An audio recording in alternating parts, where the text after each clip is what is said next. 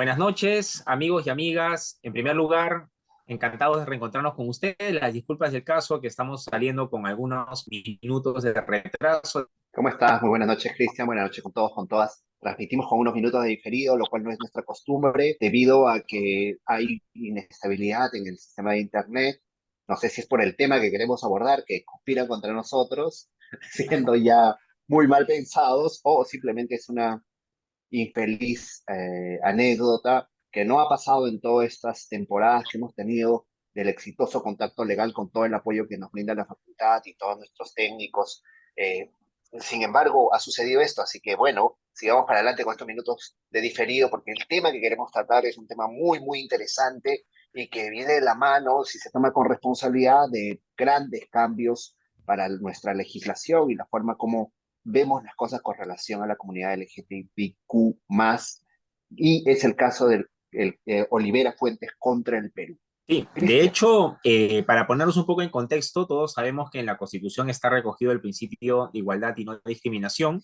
Sabemos que es un principio que no se agota en las causales o razones, digamos, prohibidas expresamente señaladas en la Constitución, como está el tema de sexo, raza, idioma, religión. Pero de un tiempo a esta parte, para nadie es un secreto que desafortunadamente están sucediendo diversos casos de discriminación, ya no por alguna de estas razones prohibidas, digamos, con tanta frecuencia, aunque sigue siendo un problema latente en nuestro país la discriminación en general, sino por el tema del género. Y esto ha cobrado especial importancia esta semana a raíz de que, como bien decía Julio, ya se dio a conocer la sentencia de la Corte Interamericana de Derechos Humanos en la que condena al Estado peruano, lo declara responsable por la violación de los derechos, entre otros, de igualdad y no discriminación en el caso Olivera Fuentes. Así que hoy, como no puede ser otra manera, dada la importancia de la temática sobre la cual versa la sentencia y que además tenemos que todas y todos enterarnos claramente cuáles son las obligaciones y medidas que se disponen a partir de ella, tenemos un invitado de primer nivel que... gracias. Sí, recibimos con mucho agrado y nos sentimos honrados por la visita a Contacto Legal de Patricio Ato del Avellanal Carrera. Él es abogado por la Pontificia Universidad Católica con segunda especialidad, además en Derecho Procesal y especialización en el Sistema Interamericano de Derechos Humanos. Además es adjunto en docencia en Derecho Constitucional, maestrando con estudios en género en la Universidad Católica también, y miembro de Perspectiva Constitucional y del Consejo Directivo de Observatorio de Género del Perú. ¿Cómo Buenas estás, noches Patricio? con Buenas ustedes, noches. buenas noches con todas, con todos, con todes.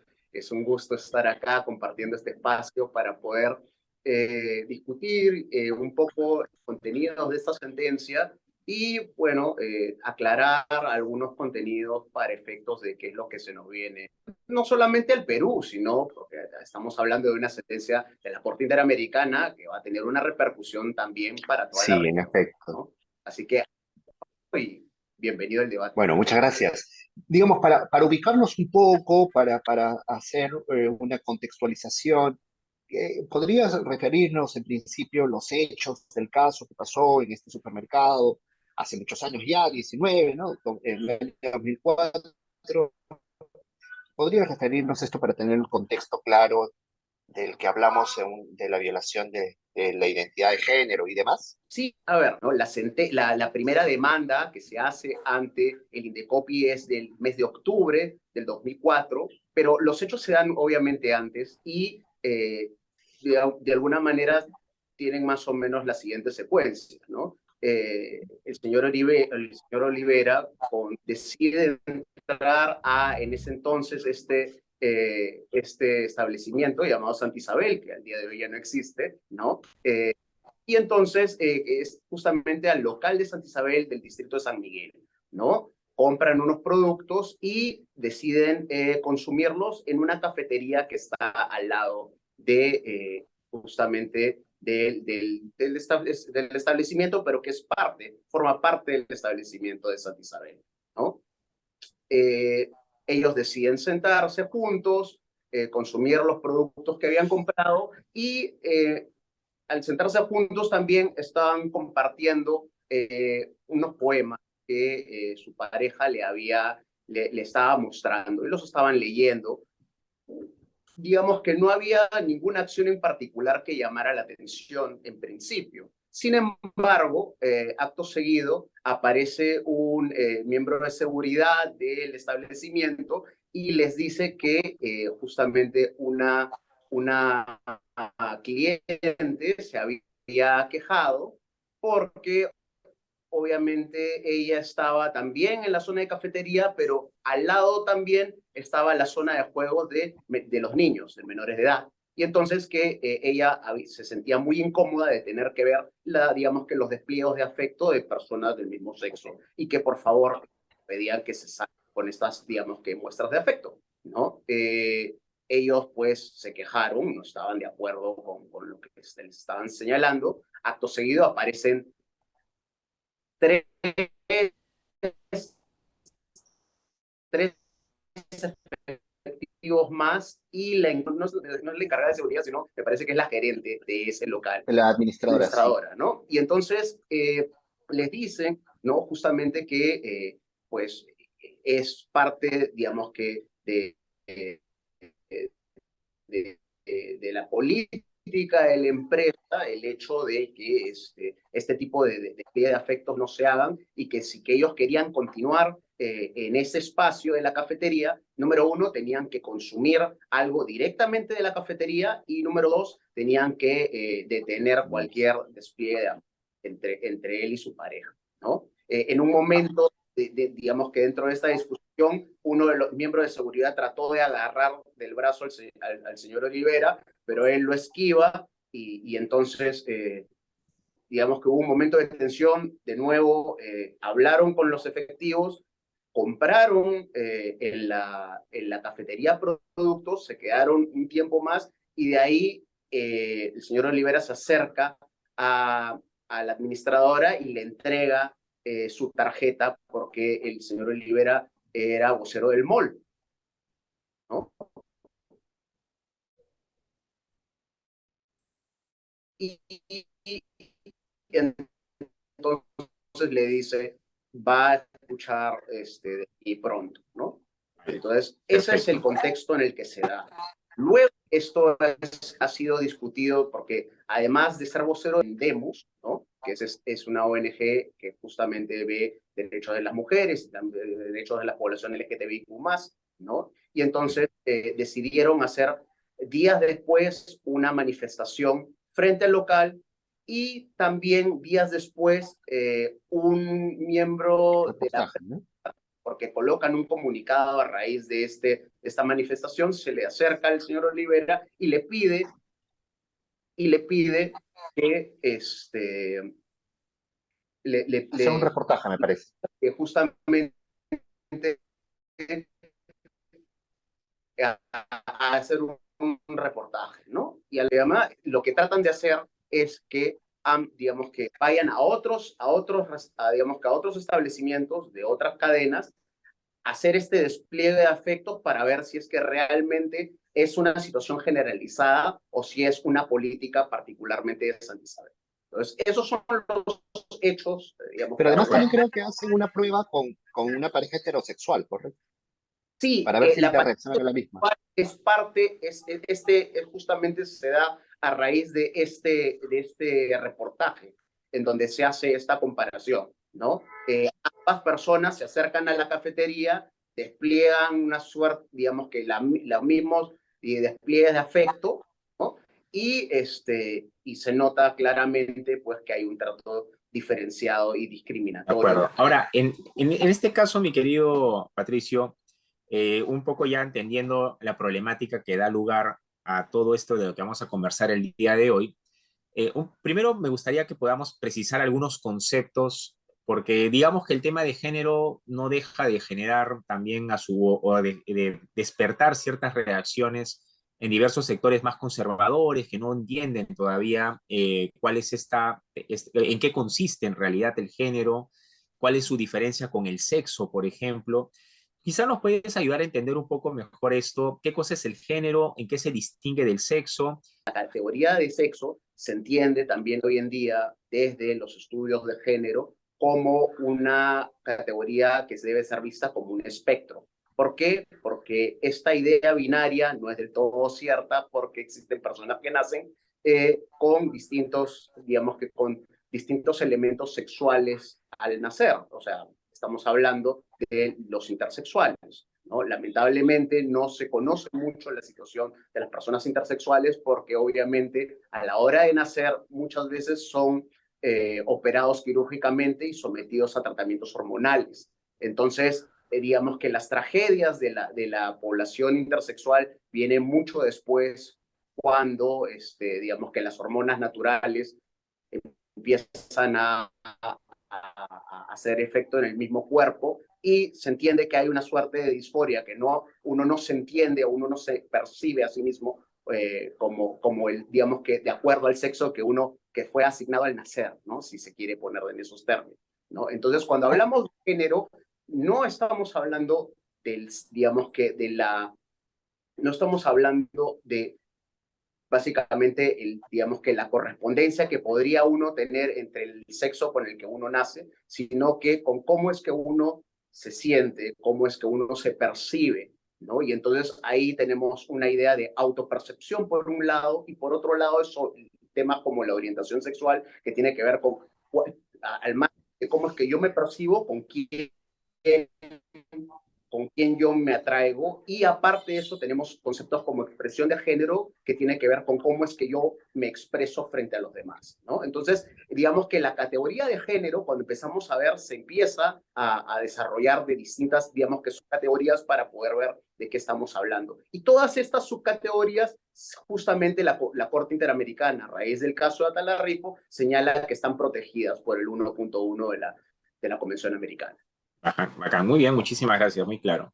Y con relación, querido, a los mandatos que tiene la no discriminación, la Corte Interamericana también trabajaba que había tanto una perspectiva de mandatos para el Estado y en particular en este caso que involucra a un privado, un supermercado que era privado, como la mayoría de supermercados lo es, o como todos los supermercados son aquí en este país de naturaleza privada, también aprovecha la oportunidad para seguir desarrollando este criterio muy importante de la responsabilidad de los privados respecto a la no discriminación por razón de género. Cuéntanos un poquito de esto, separando las obligaciones que tiene el Estado de las obligaciones que tiene el particular.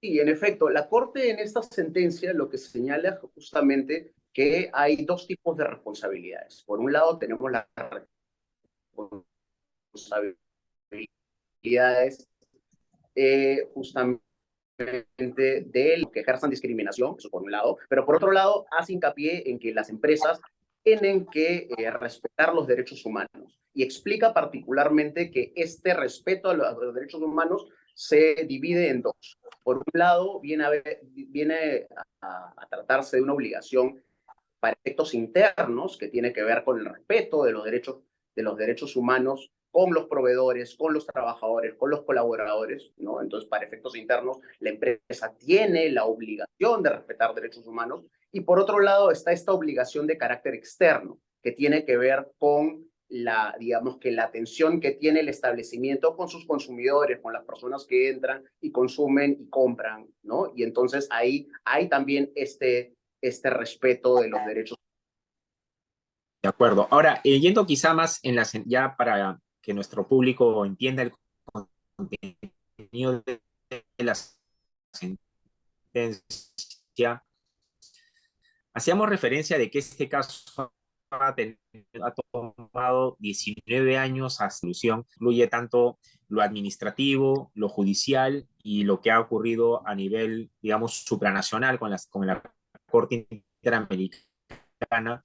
Pero si uno desmenuza la sentencia y si se ha encontrado responsable al Estado peruano, en parte también es por la manera como nuestras autoridades se ocuparon del asunto en diversas instancias, no solamente a nivel administrativo, ante un Indecopi. De hecho, nos gustaría que nos cuentes un poquito cómo fue esa manera de la manera o la forma como nuestra autoridad administrativa en temas de consumidor abordó la problemática en su momento está involucrado en una sentencia de la Corte Interamericana por violencia de género, porque al final la discriminación es una forma de violencia. Entonces sí nos gustaría que pudiéramos, aunque pueda sonar duro escucharlo, pero es importante que lo sepamos para no tropezar con la misma piedra y por fin dejemos esta historia de no entender el tema de género y seguir con conductas discriminatorias. ¿Qué se dijo en sede administrativa? ¿Qué se dijo en sede judicial que al final nos han traído consigo esta sentencia condenatoria al Estado peruano? En sede administrativa lo que sucede es lo siguiente. Digamos que la demanda que hace el señor Rivera es la primera demanda por discriminación por orientación sexual. Comenzando por ahí, hay que de dónde tomar referencias supuestamente para poder resolver este caso. Comenzando por ahí, parte de las excusas del Estado, ¿no? Pero claro, es el primer caso que cae. Y la defensa en sede administrativa fue bien dura porque, digamos que la sala, perdóname un ratitito, creo que se ha desconectado mi celular. Voy a conectarlo de nuevo. Ya no te preocupes, no te preocupes. Tranquilo que esto lo Ya eso lo editamos y editamos. yo sí hace la mano. Es que no sé por qué se ha desconectado y ahí sí me quedo sin batería. No, no, tranquilo, porque ahí después yo, si nos ayudas editando, porfis. ¿Yo sí? Sí, no hay problema. Sí, sí, sí. No hay ningún problema, tranquilo. Sí. Estamos bien. Entonces, perdóname, para retomar la pregunta, estamos hablando justamente primero sobre... en sede administrativa, que era el tema nuevo de primera denuncia sobre el tema de discriminación por género, entonces digamos que los agarra por sorpresa y no entendían cómo abordar la problemática, ¿no? Y bueno, entonces lo que sucede está en que los representantes de la empresa de Santa Isabel lo que hacen es un teátrico en el cual se señala las desventajas que pueden tener los despliegues de afecto de personas homosexuales frente a los niños, comenzando por ahí. Y de ahí, asimismo, se presentan cartas de consumidores, ¿no? Señalando de que ellos están en contra de estos despliegues de afecto justamente porque los niños se tiene que resguardar el interés superior del niño y que los niños tienen que ser protegidos y que este tipo de despliegue de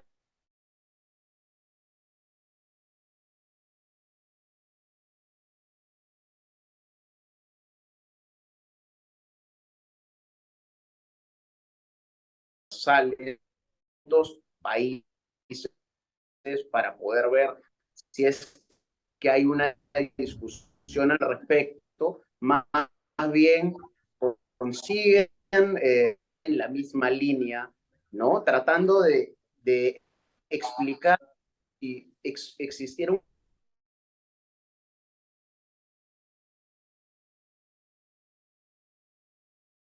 menores, ¿no? Entonces, eso se da... Ese dictamen pericial, ¿no? Supuestamente. ¿Perdón? Ese dictamen pericial del psiquiatra. Así es.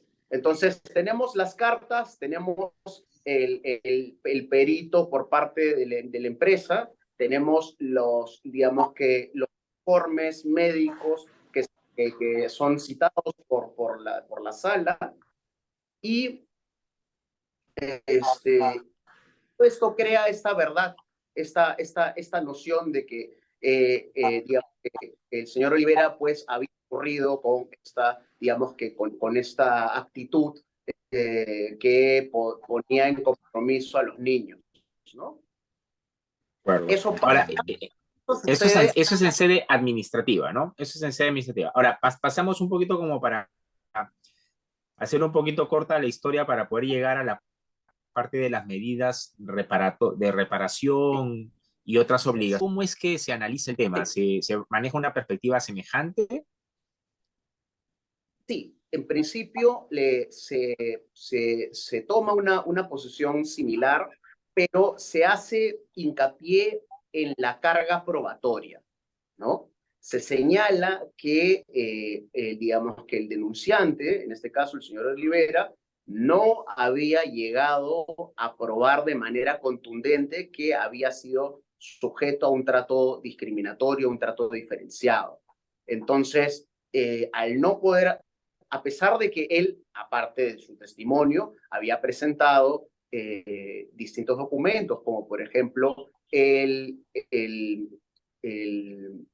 documental, el reportaje, en donde básicamente se indica que era política de la empresa de Santa Isabel ir a llamarles la atención. Entonces, el tema va, digamos que el tema se centra en algo probatorio.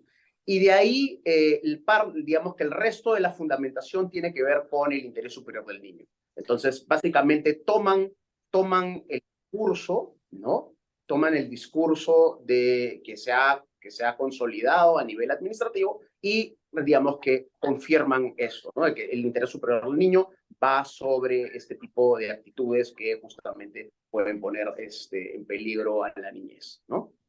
Entonces, De acuerdo. como una forma más o menos precautoria, ¿no? O sea, tomando una fórmula de que por si acaso hay que prevenir este tipo. Pero además, en efecto, como bien dices, se centra en el tema probatorio y por eso es que la Corte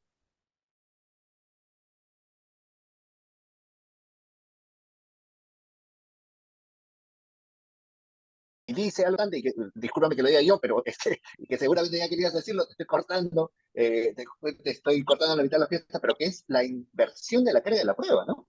así es, así es. Justamente esa raíz, digamos que de cómo es que se resuelve en sede judicial, en la Corte Interamericana señala que así, visto las cosas, pues se tiene que invertir la prueba porque la empresa tiene mejores herramientas y mejores recursos para poder explicar por qué es que se comportó de la manera como se comportó. Entonces, lo que se busca en este caso con la inversión de la prueba es que justamente se explique que no hubo, digamos, que no hubo discriminación, que hubo una justificación objetiva y razonable, Claro. ¿no? O sea, es la Pero empresa quien tiene que demostrar que el acto, que su comportamiento no fue discriminatorio. así es. Entonces, lo que hace la Corte es básicamente un símil, porque explica que eso también sucede cuando básicamente hay una tensión respecto a algún incumplimiento del Estado, ¿no? Entonces, básicamente, cuando el Estado es responsable, se invierte la carga de la prueba para que el Sí. Estado... En ese mismo sentido, justamente señala que las empresas, en el caso del, digamos, que el tratamiento de discriminación para efectos digamos, de discriminación para efectos de empresas, la carga de la bien se debe invertir. Entonces, Fuerte, ¿eh? ¿no? Fuerte. Muy bien. Ya. ¿Y qué ordena la Corte con relación a este caso, ¿no? ¿Cuáles son las medidas que adopta la Corte? Y sobre todo, bueno, para el caso individual ya más o menos me parece, tú lo confirmarás, que la situación viene a favor de esta persona, libera fuentes, pero ¿a la Corte toma alguna medida en particular para que esto no se repita ya a nivel estatal o no? Hay varias cosas que creo que hay que señalar. Número uno, me parece muy importante que la Corte haya recogido el sentido de la opinión consultiva 2417, ¿no? Justamente en la idea de explicar que la orientación sexual está protegida por la Convención Americana. ¿Por qué? Lo señalo porque en el caso, por ejemplo, cuando nosotros vemos las sentencias del Tribunal Constitucional por efectos de reconocimiento del matrimonio igualitario, digamos que la conformación anterior del tribunal señalaba que la opinión consultiva no era vinculante, ¿no? En su mayoría señalaba que la opinión consultiva no son vinculantes. Entonces, el hecho de que en esta sentencia la Corte haya señalado y haya recogido el sentido de la opinión consultiva es importante, porque eso significa que si esto llega al Tribunal Constitucional ya no pueden escudarse con el hecho de decir que es una opinión consultiva, sino que Claro. estamos hablando del contexto de una resolución de la Corte Interamericana que es obligatoria y vinculante. Entonces, por ese lado, se acabó ese tema.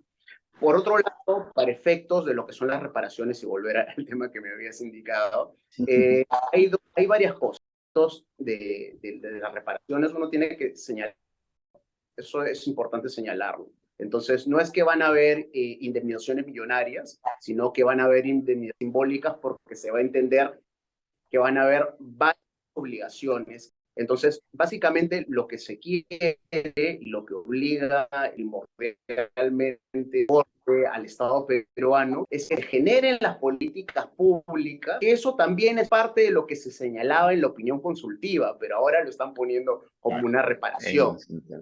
Están señalando, tiene con esta idea de igualdad ante la ley, tiene que crear políticas públicas, crear una campaña de concientización de que discriminar por orientación de género, por expresión de género, no debe ser permitido, ¿no? Y por el delito hayan cambiado, digamos que una de sus carencias por la carencia de la familia y se borre, digamos que todas las partes donde se señalaba la población LGTBI+, pues va a tener una de todas maneras, ¿no? Claro, ahora, pero hay unas instituciones y lo tengo que decir porque yo estoy ahí eh, participando activamente.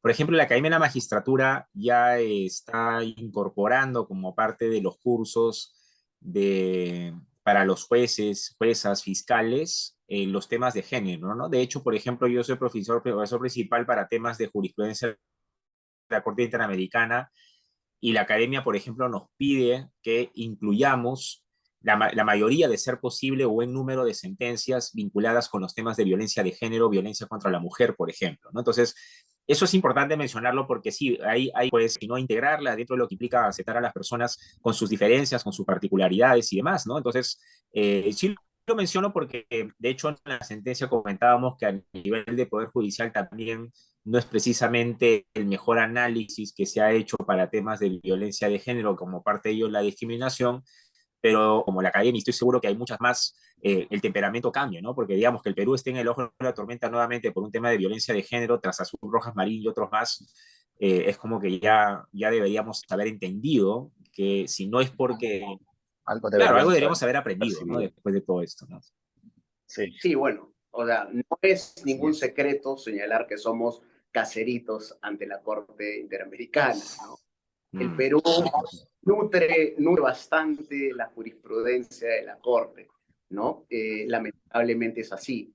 Eh, yo creo que si bien es cierto que desde 2016, perdón, el Poder Judicial se compromete en, digamos que, colocar el enfoque de género como un eje transversal, ¿no? Dentro de las políticas internas, creo que aún hay mucho por Sí, trabajar. claro, sin duda. Lamentablemente, 16 a día de hoy, lo que lamentablemente vemos es que aún se siguen filtrando sesgos personales por parte de los magistrados, ¿no? Y que lamentablemente estos sesgos terminan justamente estigmatizando a poblaciones vulnerables, mujeres, Sí, sí, ¿no? absolutamente. Ahora, un poco para ya terminar la entrevista, de hecho te agradecemos mucho el tiempo y la paciencia que nos has tenido con estos problemas técnicos que no han dejado de asomar incluso durante la grabación que estamos haciendo para poder ponerla a disposición, por supuesto, de todo nuestro público. Eh, Decías tú que nosotros somos caseritos, desafortunadamente, y hasta con cierta vergüenza, hay que reconocerlo, a nivel del sistema interamericano, y ojalá en cualquier momento dejemos de liderar esa tabla. Ojalá que sea la tabla de las eliminatorias en la que parezcamos punteros y no en una tabla de violaciones a derechos humanos donde lamentablemente estamos ahí a la cabeza. Pero podría ser desalentador para las amigas y amigos que nos escuchan decir que formamos parte del sistema interamericano, pero que un caso toma 19 años en ser resuelto. Es decir, vamos, que tienes un extinguidor que al final es el sistema interamericano para cuando las cosas en casa se incendian, o sea, nuestras autoridades no nos atienden nuestros derechos, pero si ese extinguidor me va a funcionar 19 años después de que ocurren los hechos en sede interna, eh, puede resultar como mira, para cuando llegue la sentencia probablemente tal vez en algunos casos ni siquiera esté en este mundo. Es así, es normal que un proceso, tú que tienes conocimiento vasto en el tema del sistema interamericano, es recurrente que un proceso o un caso de esta índole tome tanto tiempo. 19 años suena muchísimo, ¿no? O sea, ya cumplió más de la mayoría de edad, literalmente, ¿no? Claro, sí. El problema, bueno, a ver, creo que hay que ir por partes, ¿no? En primer lugar, hay que señalar que esos 19 años no son exclusivamente en el ámbito internacional. Dos instancias que se dan a nivel administrativo, más las tres instancias que se dan a nivel de Poder Judicial. De hecho, se van a casación, pero al final, hasta que deciden que la casación no es procedente, bien pasa su tiempo, que la Corte Suprema también se toma su tiempo, lamentablemente, Sí. en estos casos. Entonces, una vez que se agota esa instancia es que recién se va ante la Comisión Interamericana, ¿no? Y eso Ahora, también... pero perdón la interrupción, mi querido Patricio, totalmente de acuerdo contigo, el 19 años es el todo, pero si tuviéramos que segmentar cuánto es lo que toma regularmente un caso ante el sistema interamericano, lo digo para que justamente nuestro público no se haga la idea de que 19 años batallando ante la Corte Interamericana, wow, o sea, suena mucho, pero hay que efectivamente identificar lo que pasó en sede interna y lo que pasó en el sistema interamericano. Si pudiéramos dimensionar aproximadamente de esos 19 años, ¿cuánto es lo que nos ha correspondido a nosotros? Que claramente, como bien señalas, no hemos sido muy expeditivos. ¿Y cuánto ha sido lo que ha tomado el tema en el sistema interamericano, ¿no? Claro, Aproximadamente, ¿no? Obviamente sin fechas caso, precisas. claro, en el caso de, digamos que para efectos de lo que es la Comisión Interamericana, me parece que han sido alrededor de 4 o 5 años, y de ahí otros 3 a 4 años porte Claro, son casi 10 años, ¿no? Igual, ¿no? pero O sea, estoy hablando, exagerando, ¿no? Llevamos de 8 años, ¿no?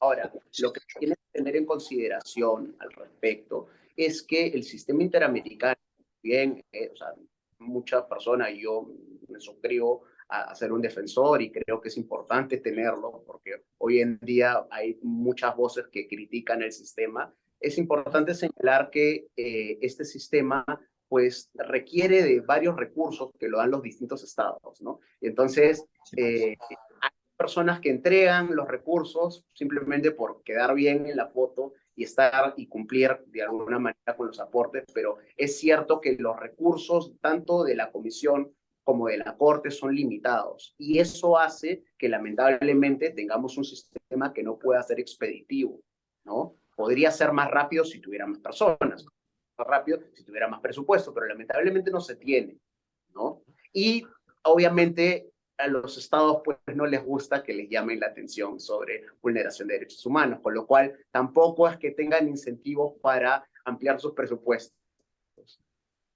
¿no? En ese sentido. Claro, Tenemos claro. ese... Bien, Ya, yo sé que los compromisos apremian y de hecho has tenido mucha paciencia, mi querido Patricio, de Ajá.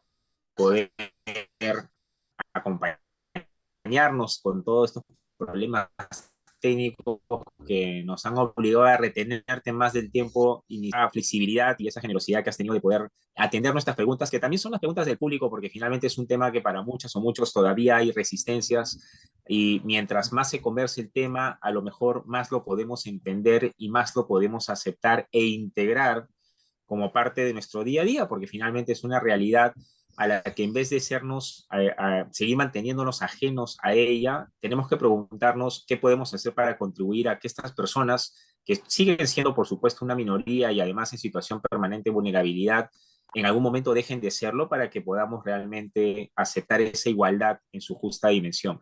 Por mi parte, te agradezco mucho, me quedo con muchas ideas, en realidad solamente quizá enfatizar una que me parece clave y sin perjuicio de lo que estoy seguro que Julio siempre bien acertado va a poder contribuir, es que esta idea de que ya no podemos seguir pensando de que la discriminación es solamente por un tema de sexo, hay que entender que ya como principio, además que se ha irradiado y se ha proyectado cada vez con una vocación expansiva y ha terminado incorporando otras razones que cuando decimos prohibidas, es porque la carga argumentativa o la justificación, si me vas a hacer una diferencia de trato en base a sexo, edad, idioma, religión y ahora género, es bastante más elevada. O sea, no, en principio la regla es no se justifica ningún tipo de diferencia en base a alguna de estas razones, incluida el género, y lo enfatizo para que nuestras amigas y amigas, no solo desde el Estado, sino del sector privado, lo entiendan, que no podemos seguir en esta práctica de estar haciendo diferencias por este tema del género, que al final termina siendo una realidad que nos ha separado a algunos sectores sociales, pero que ojalá mañana más tarde pues terminen integrándonos, ¿no? Así que por ese lado hoy me quedo con esa idea fuerza y te agradezco una vez más, mi querido Sí, Patricio. Mi querido Julio, por favor, bueno, en adelante. principio agradecerle a Patricio por toda su paciencia, los datos importantes que nos ha dado en esta noche agrietada, fragmentada por los devaneos del Internet, pero que nos ha igual ayudado. Un tema muy brevemente, que es el recurrente tema, el recurrente argumento de que el comportamiento afectivo de las personas LGTB incide o daña o es contrario a los derechos de los menores, ¿no? Yo, yo creo que sobre este argumento la situación es muy clara. El tema de no saber explicar nuestras partes limite los derechos de nuestros hijos, nuestros sobrinos, nuestros nietos, a quien sea que estas demostraciones conducirse en su libre desarrollo de la personalidad de las personas LGTB. Entonces, este es un argumento risible, poco plausible y además destruido científicamente de que ver una conducta homosexual pues no termina homosexualizando a nadie, ¿no? Solamente es una cuestión de saber explicar, de saber educar, y creo que eso es precisamente el mensaje que debe. ¿Tienes algunas palabras, unas reflexiones finales para nuestro público Muchísimas de gracias Conversaciones? primero por la invitación, les agradezco a ambos. También una conexión un poco turbulenta, pero creo que hemos podido discutir temas importantes. Creo como reflexiones finales importantes señalar que, número uno, el activismo o el litigio estratégico es una lucha constante. ¿Por qué? Porque si uno no está, digamos que al pie del cañón tratando de justamente contener los estándares, pues entonces lo que va a pasar es que lamentablemente situaciones de vulneración de derechos fundamentales, de derechos humanos, se van a ver de manera más frecuente, ¿no? Eso por un lado. Y por otro lado, también respecto a tu conclusión, me parece muy importante señalar que en estos contextos, donde digamos que estos contextos digitales, en donde tenemos acceso a mucha información, es importante filtrar la información y ver de dónde uno consigue estas, digamos que las fuentes para informarse. Entonces, estos temas que muchas veces están relacionados a no estar adecuadamente informados, terminan informándose con fuentes que quizás no son las más adecuadas, que están llenas de prejuicios y de distorsiones sobre la realidad. Entonces, yo lo que pediría, digamos que a todas las personas que nos están mirando es que siempre cuiden sus fuentes e infórmense de manera adecuada. Existen canales buenos para poder informarse. Y bueno, y tratar de discutir estos temas muy importantes también. Bueno, amigas y amigas, así terminamos este espacio, justo como comentábamos durante la entrevista. Este no es un tema que se agota aquí. Temas como matrimonio igualitario, la adopción de menores por parte de parejas del mismo sexo, estoy seguro que en algún momento van a también estar en agenda, y como este es un espacio para que todas las voces sean escuchadas y sobre todo tratar de informarlos e informarlas de la mejor manera, estaremos alertas para que podamos traerles estas voces autorizadas, especializadas, que nos ayuden a entender todo esto que hoy por hoy todos tenemos que estar plenamente enterados. Por mi parte, eso es todos los días viernes a las 7:15. Las disculpas nuevamente del caso por los problemas técnicos del programa del día de hoy. pero acá está la grabación para todas y todos ustedes, porque eso es nuestro propósito, finalmente honrar nuestro compromiso con ustedes. Muchísimas gracias, mi querido Julio, también un abrazo Sí, grande. muchísimas gracias, un abrazo para ti. Hemos llegado así al final de este episodio y creo que uno de esos programas serios a los que se refiere Patricio es también este medio. La universidad lo toma con mucha responsabilidad. Intentamos difundir conocimiento en derecho y conocimiento en otras ramas pegadas al derecho y lo hacemos con el mayor de los gustos, tratando de tener o invitar a expositores de máximo nivel, de máxima calidad como hoy y le damos las gracias nuevamente a Patricio por ello. Muchas gracias a todos por tener la paciencia por el día de hoy, por los errores técnicos que han habido, que no salen un poco de nuestro escapan de nuestra responsabilidad. Y les agradecemos. Nos vemos en en el siguiente programa de Contacto Legal. Muy buenas noches, buen fin de semana.